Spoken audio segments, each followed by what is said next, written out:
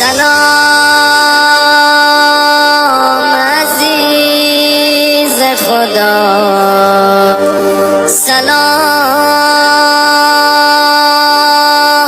امید جان. گونج ختم کر دینا. بسم اللہ الرحمن الرحیم. الحمدللہ الذی جعلنا من المتمسکین بولایت امیر المؤمنین. اللہم ایاک نعبد و ایاک نستعین.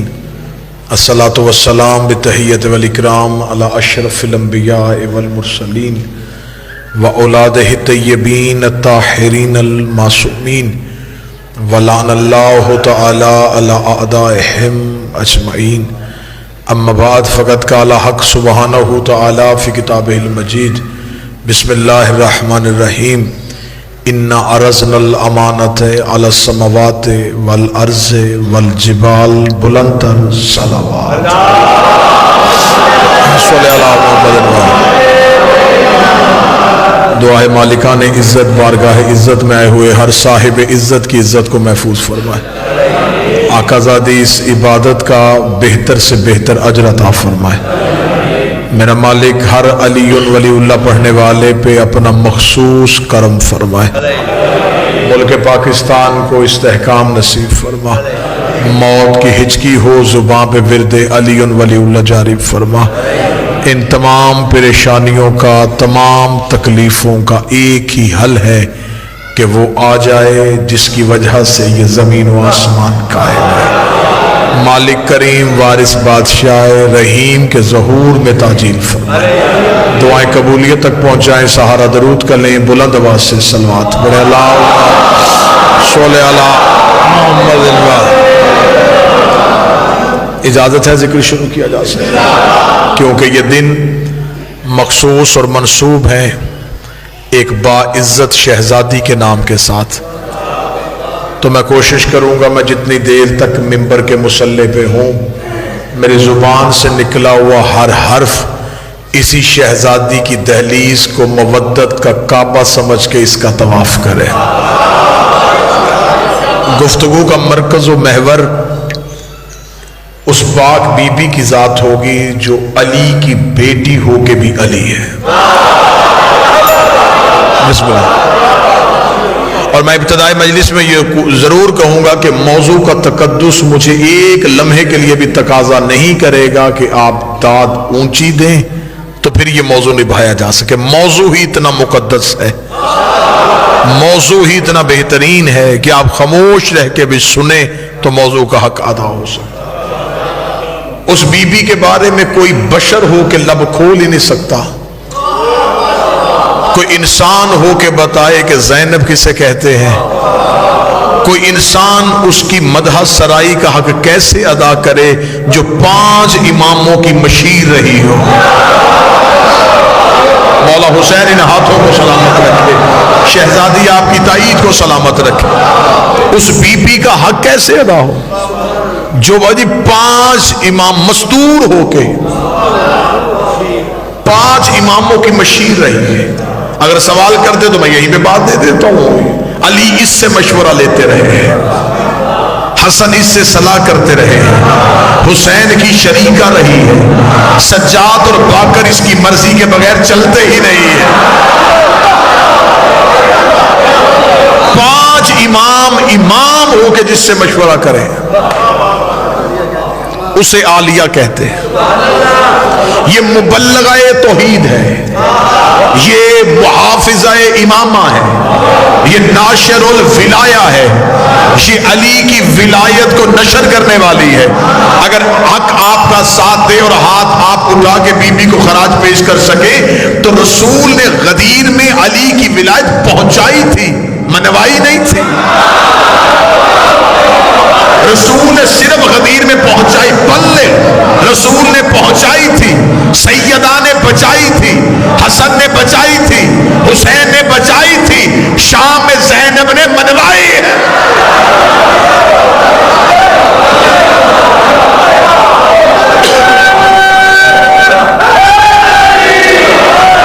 اس شہزادی نے تسلیم کروائی ہے علی کی ولایت.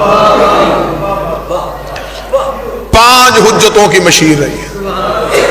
کائنات کی مستورات میں سے سب سے مکمل مستور ہے نبی کی بیٹی۔ بیٹا، او میرا بیٹا چھوڑ، کائنات کی مستورات میں سے سب سے مکمل مستور رسول کی بیٹی، اس کے علاوہ کوئی مستور مکمل ہے ہی نہیں۔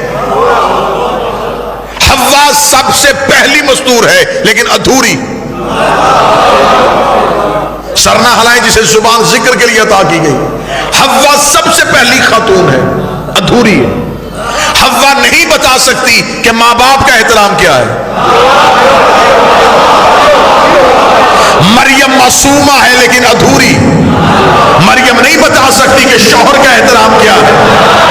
آسیہ مستور ہے لیکن ادھوری، نہیں بتا سکتی کہ شوہر صاحب ایمان ہو تو اطاعت کیسے کرتے ہیں۔ کیا کہنے محمد کی بیٹی تیری عزت کے، جس کا باپ نبی تھا، جس کا شوہر علی تھا، جس کے بیٹے حسنین تھے۔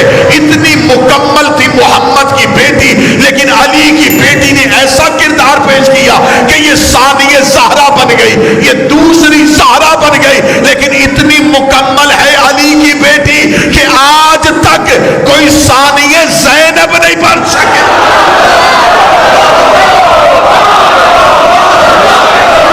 یا تو مجھے اللہ کی کائنات میں کوئی مستور دکھاؤ جسے ثانیہ زینب کہا ہو۔ علی کا بھی ثانی کوئی نہیں، علی کی بیٹی کا بھی ثانی کوئی نہیں۔ کائنات کی یہ واحد خاتون ہے جس کا ثانی کوئی نہیں ہے۔ تکمیل فاطمہ کو زینب کہتے ہیں۔ کوئی بندہ ہوتا جو اس صدر کی قدر کرتا، کوئی ایک سانس ہوتی جو اس صدر کے لیے آتی۔ تکمیل سیدہ کو زینب کہتے ہیں، جو زہرا کو مکمل کر دے۔ یہ شریک کار رسالت نہیں، یہ شریکت الحسین ہے، یہ سالار قافلہ توحید ہے۔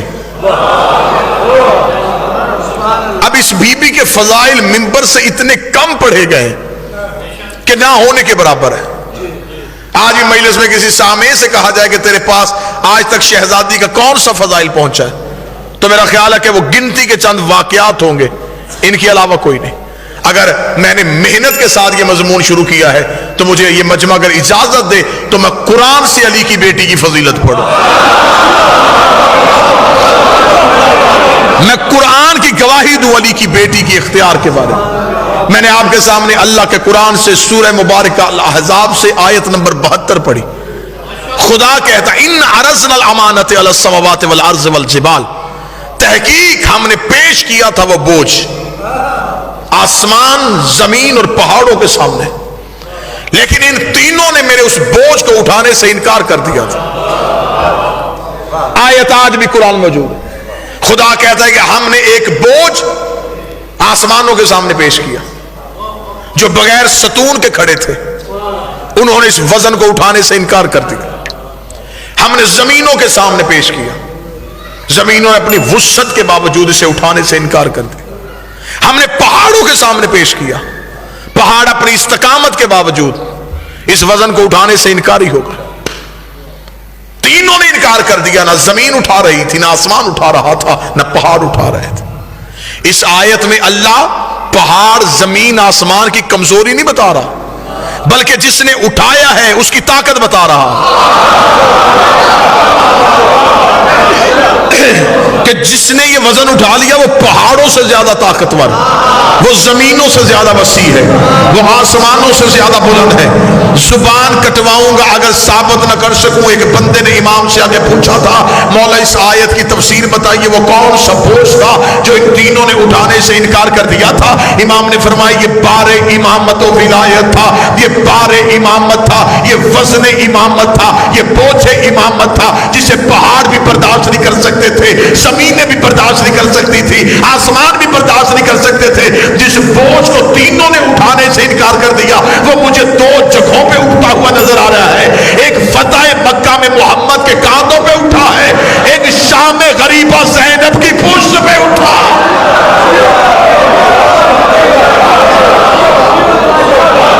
جو سیدان شام غریبہ سجاد کو اٹھایا. کیونکہ اس بی بی کی مکمل زندگی مصائب ہے تو ہمیں مصائب میں سے بی بی کے فضائل نکالنے. یہ مشکل مرحلہ ہوتا ہے کسی خطیب کے لیے مصیبت سے فضیلت پڑھنا، لیکن میں حق ادا کرنے لگا ہوں، آپ کی سماعتوں کو ہدیہ کرنے لگا ہوں.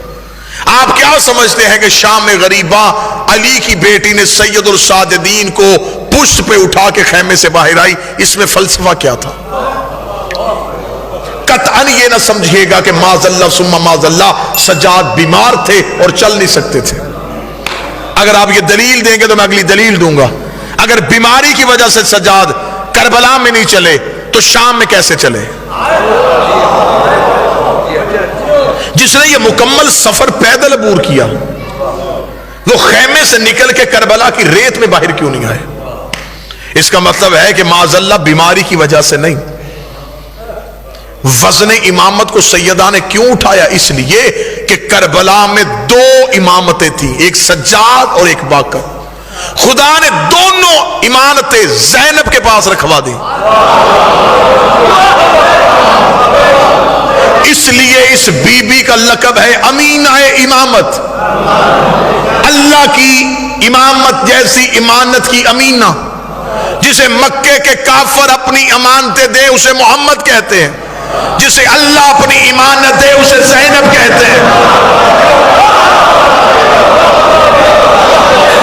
دو امامتیں خدا نے سیدہ کے حوالے کر دی.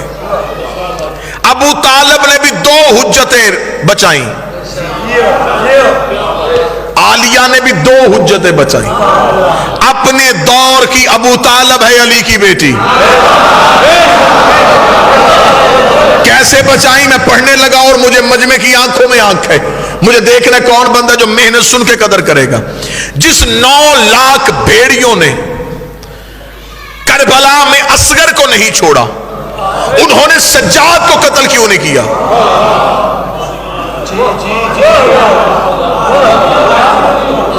میں خاموش ہو جاتا ہوں، مجمع کسی کے پاس کوئی جواب ہے تو لائے.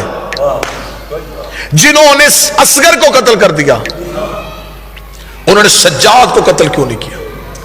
کیا وہ اہمیت سجاد سے واقف نہیں تھے؟ کیا انہیں خبر نہیں تھی کہ یہ اگلا امام ہے؟ کیا انہیں یہ خبر نہیں تھی یہ حکومت کے لیے سب سے زیادہ مشکل یہ پیدا کرے گا؟ دو امامتیں خیمے میں تھی، ایک سجاد ایک باقر. دونوں تک 9 لاکھ ہاتھ کیوں نہیں پہنچے؟ جواب لے کے آئیے گا، جواب ضرور سوچئے گا تاکہ آپ کو علی کی بیٹی کی طاقت کا اندازہ. اور وہ دونوں امام لڑ بھی نہیں رہے.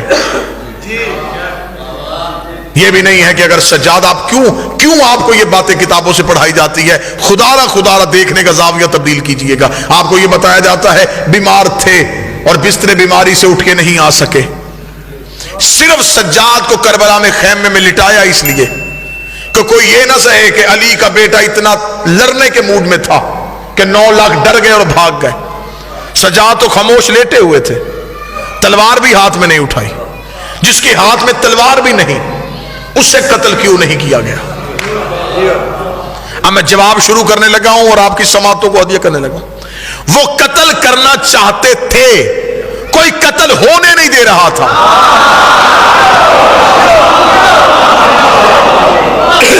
وہ چاہتے تھے کہ سجاد قتل ہو، وہ چاہتے تھے کہ باقر قتل ہو، لیکن کوئی قتل ہونے نہیں دے رہا تھا. کیسے نہیں ہونے دے رہا تھا میں بھی بتاتا ہوں. یہ جو آپ کو ذاکر بتا دیں کہ شام غریبہ خیموں میں حملہ ہوا، یہ کیوں حملہ ہوا تھا؟ یہ سجاد کو قتل کرنے کے لیے ہوا تھا. یہ سجاد کو خیمے میں جا کے قتل کرنا چاہتے تھے. علی کی بیٹی کی طاقت کیا تھی؟ اور یہاں میں ایک جملہ ضرور کہوں، کبھی بھی علی کی بیٹی کے لیے لفظ بہادر استعمال نہ کرنا کہ علی کی بہادر بیٹی. نہیں، علی فرماتے بہادری مردانگی کا زیور ہے. بہادری عورت کی خامی ہے، خوبی نہیں. بہادری مرد کا زیور ہے، عورت کا نہیں ہے. علی کی بیٹی کے لیے بہادر لفظ استعمال نہ کرنا، شجاع تھی. اب اتنا پڑھا لکھا مجمع ہے، کوئی مجھ پہ سوال کرے کہ معنی ایک ہے لفظ دو ہے، نہیں، معنی جدا جدا ہے. خطروں سے کھیلنا بہادری ہے، خطروں کو للکارنا شجاعت ہے.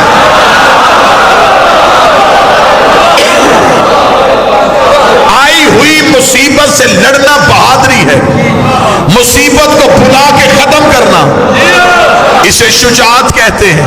مجمع میں سے ایک بندہ ہو لیکن صدر کا حق ادا کرے۔ میں نے آپ کی سماعتوں پہ اعتماد کر کے یہ موضوع شروع کیا ہے، علی کی بیٹی کتنی بڑی شجاعت تھی۔ میں ابھی پڑھ دیتا ہوں، جب امام علی کو مدینے میں لوگوں نے علی کے گلے میں رسیاں ڈال کے علی کو بیعت کے لیے لے کے جا رہے تھے، اس سے دور نہیں تھا، بعید نہیں تھا کہ وہ علی کو قتل کر دیتے۔ جناب سیدہ فاطمہ الزہرا نے قبر محمد پہ جا کے کہا علی کی رسیاں کھولو ورنہ میں بد دعا کروں گی۔ ابھی بی بی نے کہا بد دعا کروں گی۔ کتابیں کہتی ہے مسجد نبوی کی دیواریں اٹھنی شروع ہو گئی، اتنی اونچی ہو گئی دیواریں کہ نیچے سے گھوڑا سوار گزر سکتا تھا۔ لوگوں نے حالات دیکھے، جنہوں نے جلدی جلدی علی کو آزاد کر دیا کہ زہرا بد دعا کرنے لگی ہے، زہرا بد دعا کرنے لگی ہے۔ بی بی فاطمہ نے کہا تھا کہ میں بد دعا کروں گی۔ شام غریبہ علی کی بیٹی نے کہا اگر کسی نے بھی سجاد کی طرف ہاتھ بڑھایا میں قیامت برپا کر دوں گی۔ جرت ہے کسی میں؟ آؤ قتل کرو۔ 9 لاکھ دیکھ رہے تھے، کبھی اس انداز میں بھی سننا علی کی بیٹی کو، 9 لاکھ دیکھ رہے تھے۔ بی بی سجاد کو پشت پہ لاد کے لائی، بی بی کا جرت ہے، آؤ قتل کرو۔ 9 لاکھ نے زینب کو رستہ دیا، درمیان سے 2 حجتوں کو لے کے نکلی، کربلا کی ریت پہ کھڑی ہو گئی، یزید تو نے کیا سمجھا تھا تو حسین سے بیعت لے لے گا؟ اگلے 2 امام لے کے تیرے گھر آ رہی ہو، اگر جرت ہے ان سے بیعت مانگ کے دکھا۔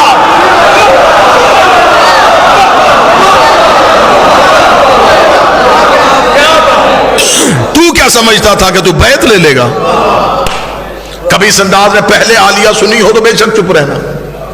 اگر تو چاہتا ہے کہ تو بیعت کروائے گا تو میں لے کے آ رہی ہوں، ان سے بیعت لے کے دیکھ۔ بی بی سجاد و باکر کو لے کے کربلا سے چلی۔ اب بی بی کا ہدف کیا تھا؟ بی بی قاتل کے گھر جا رہی تھی۔ میں نے پہلے کہا کبھی اس انداز سے سننا، یہ جو رستے میں شہر بند کیے جا رہے تھے، پتھروں کی بارش کی جا رہی تھی، یہ سب کچھ کیوں تھا؟ یزید سہم رہا تھا علی کی بیٹی میرے شہر نہ آئے۔ یہ نہ سمجھیے گا کہ معاذ اللہ ثم معاذ اللہ کہ بی بی کربلا سے مدینہ پلٹنا چاہتی تھی اور یہ زبردستی شام لے آئے۔ بی بی مدینے سے چلی تو ہدف شام تھا، اور شام فتح کرنا کوئی آسان نہیں تھا، یہ نبیوں سے بھی فتح نہیں ہوا۔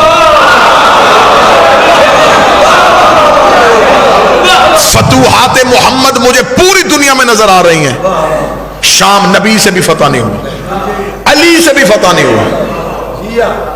شام کی چال بازیوں کی وجہ سے علی تخت حکومت مدینے سے اٹھا کے کوفے لے آئے تھے۔ کوفہ میں حکومت قائم کرنے کے باوجود شام سے چالاکیاں ختم نہیں ہوئی، اور علی جیسے بصیرت والے امیر المومنین کو کوفے کی مسجد میں ایک قاتل کے ہاتھوں قتل ہونا پڑ گیا شام کی چالاکیوں کی وجہ سے۔ شام کی چالاکیوں نے اتنا بے بس کر دیا پورے نظام کو کہ حسن جیسے امام کو امن کا معاہدہ لکھنا پڑ گیا۔ شام کی چال بازیوں نے مدینے سے حسین کو بلا کے جنگل میں قتل کر دیا۔ شام 3 امامتوں کو اپنے اپنے دور میں خاموش کروا رہا تھا۔ علی کی بیٹی نے کہا تو کیا سمجھا ہے شام کا راج ہمیشہ رہے گا؟ بی بی کربلا سے چلی، بی بی کہا میں شام آ رہی ہوں، اب میں تم میں طاقت ہے تو ہمیں ختم کر کے دکھا۔ اس نے شہر کے دروازے بند کروائے تھے خوف کی وجہ سے، اس نے چھتوں پہ عورتیں بتائی تھی ڈر کی وجہ سے، اس نے بدماش اکٹھے کیے تھے۔ علی کی بیٹی نہ پہنچے، بی بی گزرتی جا رہی تھی، بی بی یزیدیت کے سروں پہ پاؤں رکھ کے چلتی جا رہی تھی، پتل ختم ہوتے جا رہے تھے، شہر گزرتے جا رہے تھے، لیکن علی کی بیٹی کے عزم میں کمی نہیں آ رہی تھی۔ بی بی چلتی چلتی یہ سب سے پہلا جلوس جو حسین کے حق میں نکالا تھا یہ علی کی بیٹی نے نکالا تھا، اور یزید کی کوشش تھی یہ جلوس رک جائے، یہ جلوس نہ پہنچے۔ یہی وجہ ہے کہ آج تک جب بھی حسین کا جلوس نکلتا ہے تو ہر دور کا یزیدی کہتا ہے اس سے آگے نہیں جائے گا، یہاں سے آگے نہیں بڑھے گا، یہاں سے جلوس کا روٹ بدل دو۔ بی بی چلتی چلتی ہر طاقت، ہر رکاوٹ کو عبور کرتی کرتی شام شہر میں داخل ہو چکی تھی۔ شزیدیت سہمنا شروع ہو گئی، شزیدیت کانپنا شروع ہو گئی۔ بی بی چلتی چلتی شزید کے محل میں پہنچی، علی کی بیٹی رسیوں میں جکڑی تھی۔ بی بی نے پہلا قدم شزید کے دربار میں لگا، او ہندا کا بیٹا، اور نظریں اٹھا، دیکھ زہرا کی بیٹی آئی ہے۔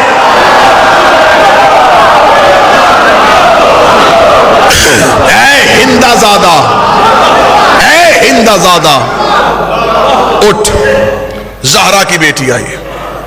سارے رستے میں بی بی کہتی رہی علی کی بیٹی، علی کی بیٹی، لیکن جب دربار میں پہنچی کہا زہرا کی بیٹی۔ حکمت کیا تھی؟ بی بی کو خبر تھی پہلے بھی ایک یزید کے دربار میں ایک فاطمہ آئی تھی۔ بی بی نے دربار میں زہرا کا نام لے کے مورخ کو لکھنے میں مجبور کر دیا، وہ حق مانگنے آئی تھی، میں حق منوانے آئی۔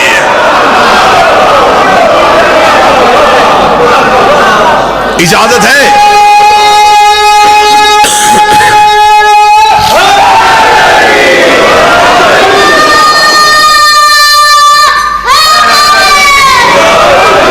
اجازت ہے تو موضوع آگے چلے۔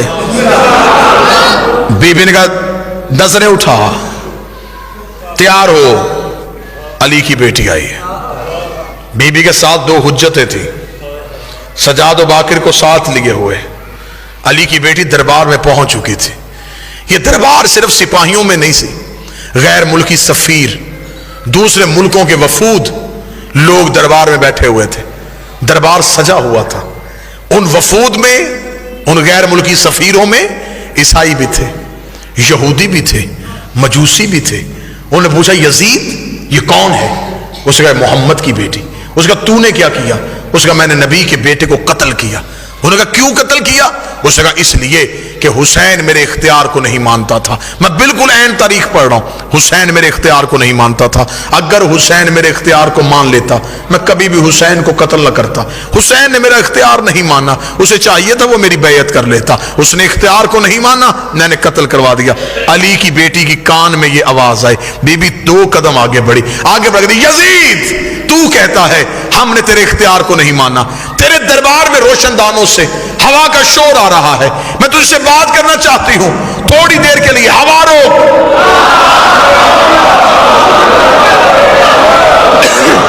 جب بی بی نے کہا تھوڑی دیر کے لیے ہوا روک، یزید دیکھ کہتا علی کی بیٹی میں ہوا کیسے روکوں؟ بی بی دیکھتی کہاں ہے تیرا اختیار؟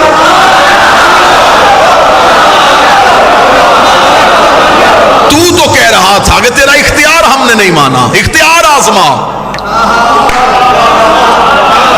روشن دان سے ہوا روک۔ اس علی کی بیٹی یہ میرے بس میں نہیں۔ بی بی کہا تیرے دربار میں سپاہی گھوڑوں پہ بیٹھے، گھوڑے سم اٹھا کے زمین پہ مار رہے ہیں، سموں کا شور آ رہا ہے، تھوڑی دیر کے لیے سم روک۔ اس علی کی بیٹی میرے بس میں نہیں۔ جملہ بی بی نے اتنا وزنی کا کھڑے بھی ہو جو جملے کا قد بڑا ہے۔ بی بی دیکھا تھی تیرے جانور بھی تیرے اختیار میں نہیں، تو انسانوں پہ اختیار کی بات کر رہا ہے، تیرے تو گھوڑے تیرے اختیار میں نہیں۔ یہ کہنے کے بعد بی بی کا تیرے دربار میں اونٹ کھڑے، اونٹ گردنوں کو ہلا رہے، گلے میں گھنٹیاں ہل رہی ہیں، گھنٹیوں کا شور آ رہا ہے، تھوڑی دیر کے لیے اونٹوں کی گردنیں روک۔ اب غیر ملکی سفیر سن رہے تھے، پورا دربار سن رہا تھا، اور اکیلی علی کی بیٹی بول رہی تھی۔ یزید کہتا کیا کہہ رہی ہے تو بنت محمد؟ کبھی کہتی ہوا روک، کبھی کہتی سم روک، کبھی کہتی اونٹوں کی گردنیں روک، یہ سب کچھ میں کیسے کروں؟ بی بی چار قدم آگے بڑھی، پھر ہم تجھے اپنا اختیار دکھاتے ہیں۔ خاموش، اتنا کہنا تھا، روشن دانوں میں ہوا رک گئی۔ جس گھوڑے نے سم اٹھایا تھا اس نے زمین پہ رکھا نہیں، جس اونٹ کی گردن ہلی تھی اس کی واپس نہیں آئی، جس انسان کی آنکھ کھلی تھی اس کی بند نہیں ہوئی، جس کا ہاتھ اٹھا تھا اس کا نیچے نہیں آیا، جس کے نتنے سے سانس نکلی تھی دوسرے نتنے سے واپس نہیں آئی۔ انسانوں کے دلوں کی دھڑکنیں ان کے کانوں میں سنائی دینی شروع ہوئی۔ جب پورا دربار پتھر کا ہو گیا، علی کی بیٹی چلتی ہوئی یزید کے تخت کے سامنے آئی، بی بی نے ہاتھ کا اشارہ کیا، یزید کی ناپاک روح اس کے بدن میں واپس آئی۔ اس نے پورا دربار پتھر کا دیکھا کہ جگہ پہ رک چکی ہے، اونٹ کا عالم ہے، یزید کے چہرے پہ موت کی ضربی آئی، اس نے تخت پہ بیٹھ کے علی کی بیٹی مجھے معاف کر دے، علی کی بیٹی مجھے موت نہ دینا، علی کی بیٹی مجھے معاف کر دے۔ بی بی 2 قدم آگے بڑھی، بی بی نے کہا اب بتا کہتی تو ہے یا ہم ہے؟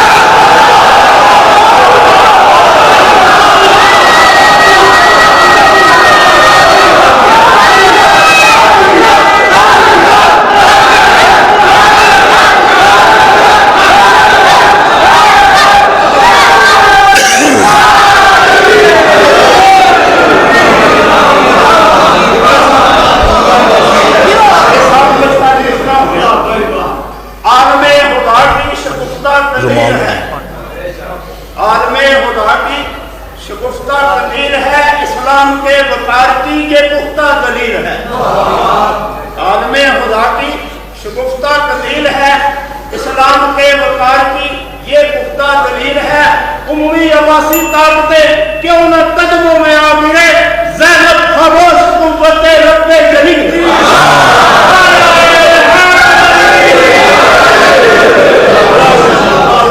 بی بی نے آگے بڑھ گیا پتا کہتی تو ہے یا ہم ہیں؟ اگلی سطر پہ اپنی پوری کائنات قربان کر دو۔ بی بی دے کہتی یزید ہم تیرے قیدی نہیں، ہم جبر مشیت کے قیدی، یہ رسیاں تیری دی ہوئی نہیں، ہم امر الہی کے پابند ہیں۔ بی بی نے بغیر روک ٹوک کے خطبہ جاری کیا۔ بی بی نے کہا ہم خازن الہیہ ہیں۔ کہا یہاں پہ مجھے کوئی بندہ روکتا تو پوری مجلس اس جملے پہ ہو جاتی۔ بی بی نے کہا ہم اللہ کا خزانہ ہے، اور توحید کا خزانہ کبھی بھی نجس ہاتھوں میں نہیں جاتا۔ بی بی نے کہا ہم خزانہ الہیہ ہیں، ہم امینہ الہیہ ہیں، وہی ہمارے گھر میں آتی ہے، فرشتہ ہمارے دروازے پہ رکتا ہے، ہم نے نبوتوں کو تقسیم کیا ہے۔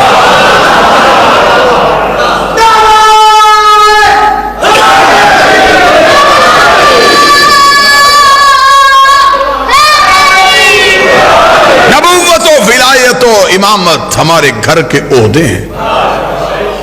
تو کیا سمجھتا ہے کہ ہم لوگوں کی بیعت سے امام بنے ہیں؟ ہم اللہ کے چنے ہوئے افراد ہیں۔ یہ خطبہ سیدہ ہے، علی کی بیٹی بغیر روک ٹوک کے خطبہ دے رہی تھی۔ اگلا جمعہ ایک جملہ ایک خطبے سے پڑھنے لگا۔ بی بی نے کہا یزید تو اپنی اوقات بھول گیا، تیرے آبا و اجداد کدال سے پانی پیتے تھے، جب تک میں کدال سمجھاؤں گا نہیں مجھے خود لطف نہیں آئے گا۔ کچی زمین سے آپ گزر رہے ہو، ایک گڑھا، اس میں تھوڑا سا بارش کا پانی اکٹھا ہو جائے، جسے گزرتے ہوئے آوارہ جانور پیے ہیں، جن جانوروں کا کوئی والی وارث نہ ہو، وہ ان کدالوں سے پانی پیتے ہیں۔ بی بی کہتی یزید تم لوگ کدالوں سے پانی پیتے تھے، طہارت کے طریقے ہم نے سکھائے۔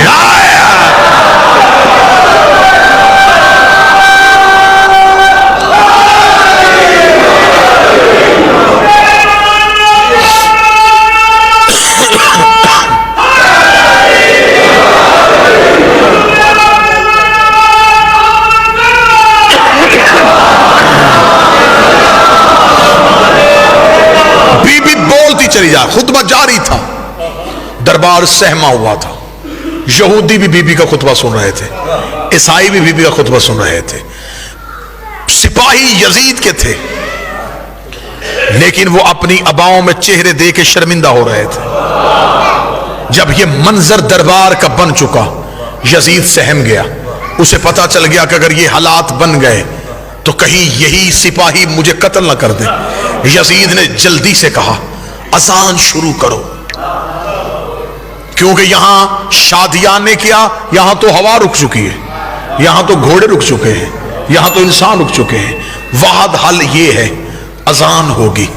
یہ اذان کی وجہ سے چپ ہو جائے گی، یہ احترام میں اذان کی وجہ سے خطبہ روک دے گی، اس نے کہا اذان شروع کرو۔ ایسی اذان شروع ہوئی کہ شام نے آج بھی رواج ہے، ایک بندہ اذان نہیں دے رہا، کوئی ادھر سے اذان ہوئی، کوئی ادھر سے اذان ہوئی، کوئی ادھر سے اذان ہوئی. جب مختلف اذان کی آوازیں آنی شروع ہوئی، علی کی بیٹی نے ایک لمحے کے لیے اپنے خطبے کو روکا، اپنی آنکھوں کو بند کیا. جب مؤذن اس جملے پہ پہنچا اشہد ان محمد رسول اللہ، علی کی بیٹی پھر رسیوں میں بولی، دیکھ رہی یزید اگر تم میں جرت ہے تو اذان میں سے ہمارے نامے کا نام نکال، اپنے نامے کا نام لے. یزید نے کہا علی کی بیٹی نہیں لے سکتا. بیوی نے کہا مان، ہم درود والے ہیں، تم لعنت والے ہیں.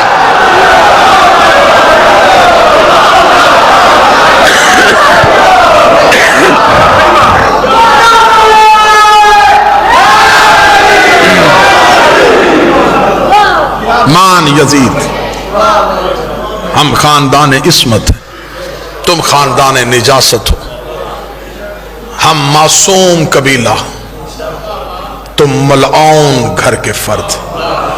صرف خطبہ پڑھ لینا آپ کتابوں سے تو سجدے سے سر نہ اٹھائیں علی کی بیٹی کی دہلیز سے.